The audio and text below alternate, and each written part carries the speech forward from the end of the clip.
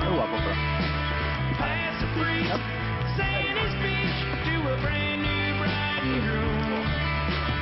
Bueno, doncs el bloc és fàcil. És pujar-se escalant per aquestes pedres.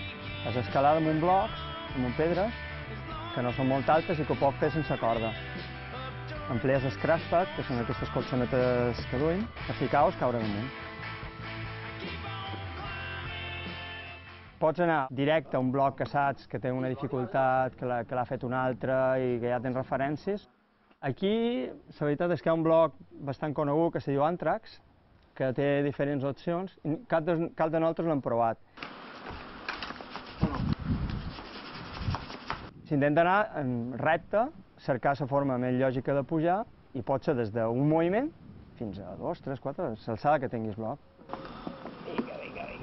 Vinga, Miquel. Vinga, la regleta.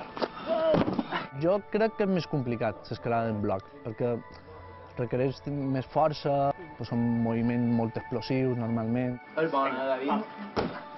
No tens molt de temps de pensar, ha de ser alguna cosa molt fluid. Si t'equivoques, caus. Simplement és que has de saber on està el teu límit. Què m'agrada del bloc? La llibertat de no haver de dur una corda ni un recorregut. Clar, quan escales en una esportiva tens unes xapes i has de seguir aquelles xapes, no? Un bloc ets lliure per escalar per on vulguis o com puguis.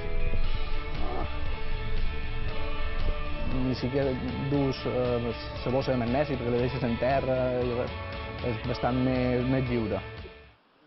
Pots anar a obrir un bloc, que és agafar una pedra que mai ha pujat ningú i cercar el moviment i tal.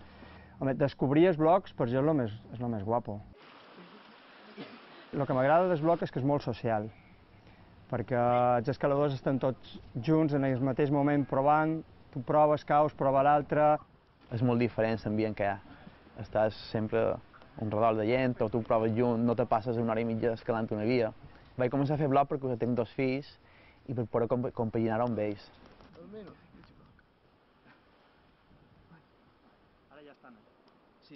Miro del manco 2 fills per setmana, entre setmana anar-hi. Per mi és important, és qualitat de vida.